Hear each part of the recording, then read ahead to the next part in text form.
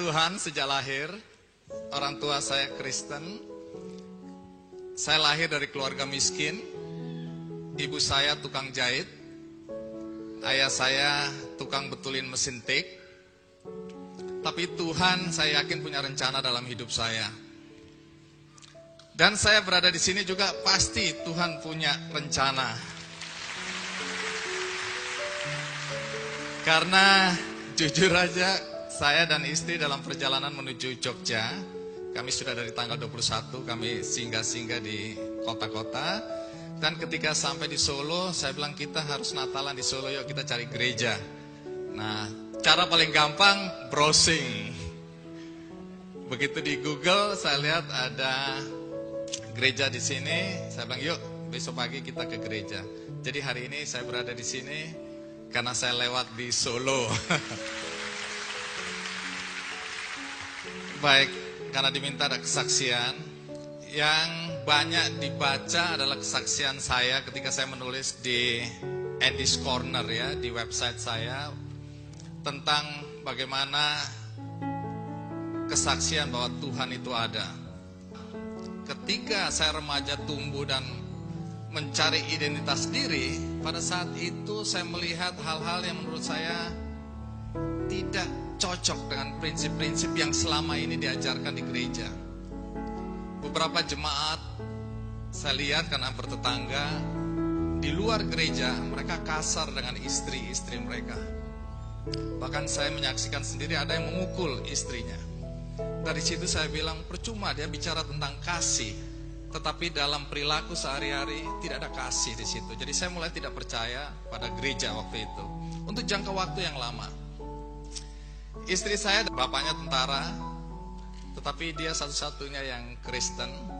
Atas izin orang tuanya dia memilih agamanya. Orang tuanya sangat demokratis. Ketika dia bilang saya mau jadi Kristen, orang tuanya bilang sepanjang kamu jadi Kristen yang baik silakan. Dan saat ini dia yang aktif mendorong saya untuk kembali ke gereja. Jadi satu hari berkali-kali ya, anak-anak dibawa ke gereja, dia selalu bilang, "En, kamu adalah kepala rumah tangga. Kamu harus memberikan teladan." Saya bilang, "Kamu aja." Karena hati saya tidak bisa berpura-pura untuk ke gereja, kemudian saya tidak terlalu percaya pada gereja. Sampai satu hari saya dan Abu Rizal Bakri waktu itu dengan jet pribadinya kami ke Uzbekistan. Dalam perjalanan cuaca buruk sekali. Pesawat kami diombang-ambing di atas Maldives itu. Saya bilang, "Tuhan, kali ini tolong saya jangan jatuh. Sungguh mati kalau nggak jatuh saya akan kembali ke gereja." Saking takutnya saya bilang, "Tuhan, benar-benar kali ini saya tidak bohong, saya akan ke gereja." Nah, hal yang membuat saya sedikit lega atau sedikit merasa tenang waktu itu di tengah cuaca yang buruk, saya bilang udah pasti jatuh waktu itu, pesawatnya sudah begini-begini, kilat, petir, hujan deras. Tapi saya lihat pilotnya orang bule. Nah, kita kan orang Indonesia asal bule aja tenang gitu ya. Walaupun mungkin bulenya baru belajar nyupir juga itu.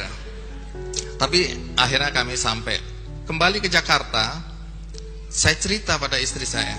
Belum cerita dulu. Saya bilang sama istri saya, minggu ini kita ke gereja ya. Kaget istri saya. "Hah? Serius?" "Iya, kita ke gereja." Kenapa? Udah gak ada masalah, aku pengen ke gereja. Saya sembunyikan itu kan. Tapi istri saya kan penasaran, apa yang membuat Andi Noe tiba-tiba berubah drastis kembali ke gereja. Akhirnya satu hari saya cerita, "Pi, kamu tahu nggak? Aku ini nyaris jatuh." "Kapan?" Nah, saya ceritakan. Dia bilang, "Tunggu dulu. Aku ingat tanggal berapa itu? Ini jam berapa?" Nah, pada jam itu rupanya dia dan anak bungsu kami, saya punya 3 anak, anak bungsu kami, mereka tiba-tiba berdoa. Malam itu kata istri saya, nggak tahu kenapa saya harus berlutut bersama anak bungsu karena kebetulan mereka cuma berdua di rumah. "Ayo kita doakan ayah." "Doakan apa?" kata anak saya. "Kita doakan semoga ayah kembali ke gereja." Dan jam itu, detik itu dia berdoa, dan detik itu pesawatnya begini.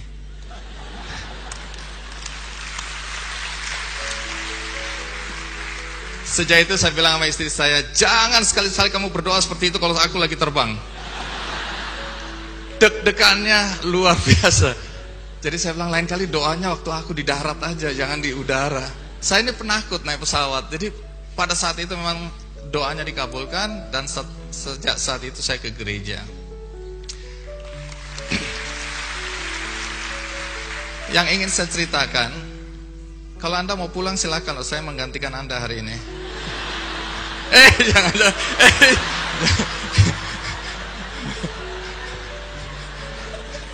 Soalnya sudah 8 kebaktian, jadi mungkin Anda capek, Anda mau pulang istirahat. Biarkan saya jadi pendeta hari ini. Istri boleh ditinggal, Anda pulang aja. Nah, satu hari kakak saya punya 2 kakak perempuan, minta diantarkan ke dokter. Saya bilang, ayo saya antarkan. Dokter apa? Spesialis kanker. Nah, sudah lama rupanya dia menahan diri. Dia tahu bahwa dia kena kanker. Cuma dia tahu juga, toh kalau sampaikan ke saya, waktu itu saya anak bungsu, 5 bersaudara, dan selama ini saya menanggung seluruh keluarga saya. Dengan gaji saya hanya sebagai wartawan, tapi Tuhan luar biasa. Kakak saya tanggung dengan 5 anaknya, ada kakak perempuan lagi saya tanggung dengan 3 anaknya. Jadi tiba-tiba anak saya jadi 11 orang dengan gaji yang cuma segitu. Tapi Tuhan luar biasa, semua bisa saya cukupi. Nah, satu hari kakak saya ketika mengadu dan kami ke dokter, akhirnya dokter bilang, iya, Anda kena kanker dan stadiumnya sudah 4. Tidak ada harapan. Dia bilang, udah tinggal menghitung hari aja, Bu. Kakak saya nangis. Saya bilang, kenapa kamu gak kasih tahu saya sejak awal? Dia bilang, aku gak mau menyusahkan kamu lagi. Karena dia tahu saya tidak akan mampu membiayai dia kalau dia masuk rumah sakit. Karena dengan beban yang saya pikul aja sudah berat sekali. Dan kalau dia sakit, dia tahu akan memberatkan saya. Jadi dia menyembunyikan penyakitnya cukup lama, sampai akhirnya dia tidak tahan dan dia sampaikan ke saya, dan sudah stadium 4 dan terlambat. Saya bilang, kita harus usaha. Dia bilang, udah gak apa-apa, aku udah siap. Enggak boleh, kita harus usaha.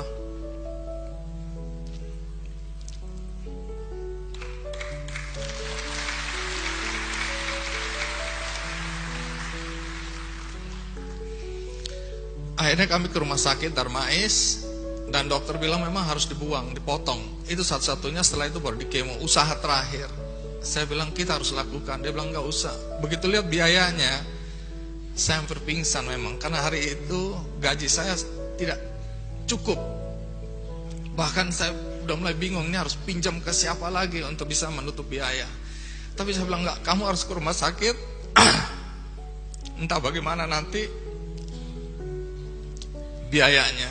Nah, malam itu karena saya tidak tahu lagi saya harus mencari uang dari mana, saya berlutut. Ini sebelum saya kembali ke gereja.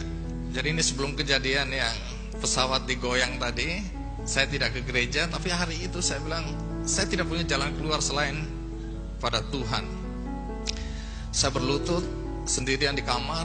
Saya bilang, Tuhan, sebagai manusia saya sudah tidak tahu lagi bagaimana caranya.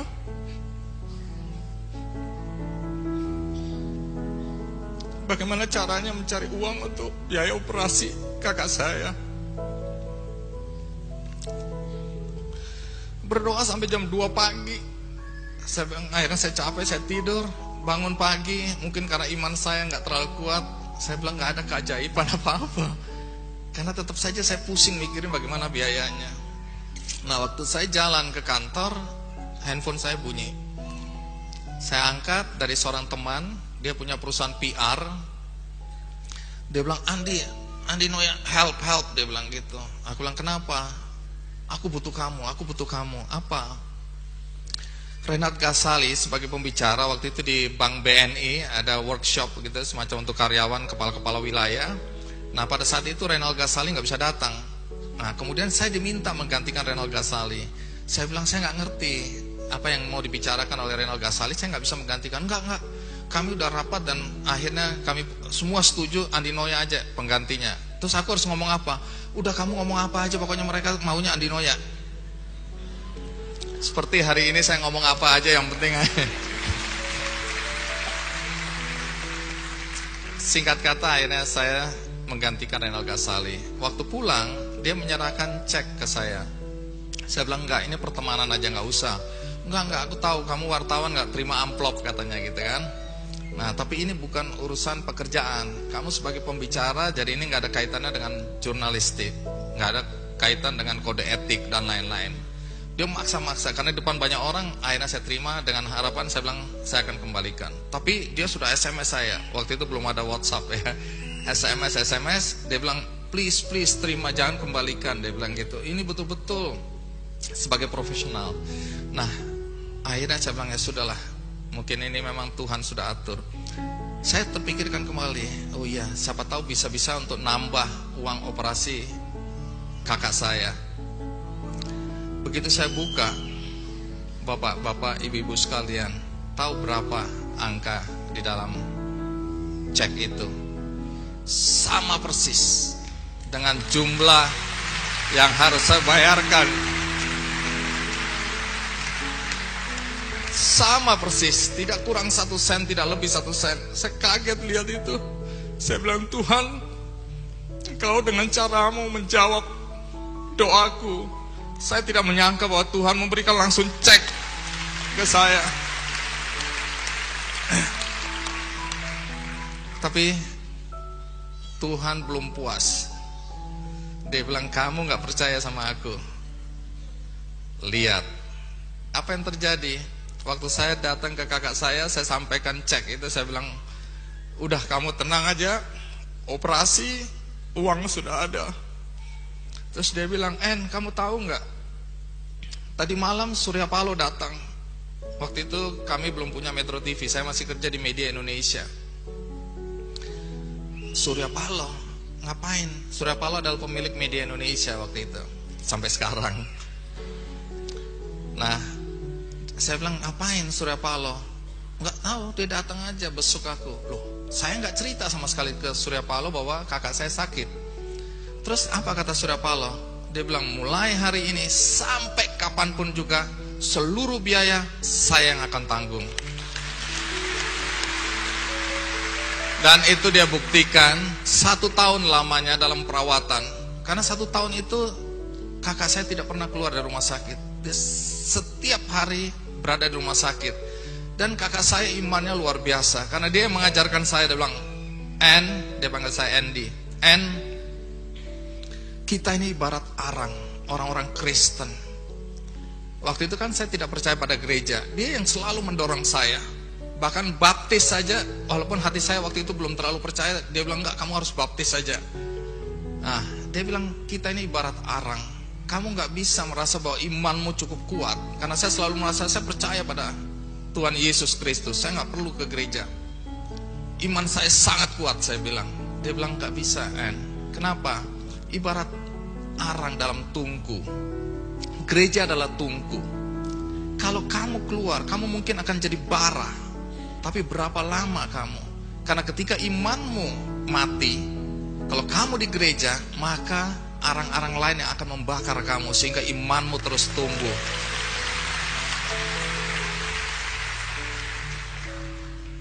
Jadi 1 tahun lamanya kakak saya di dalam pengobatan.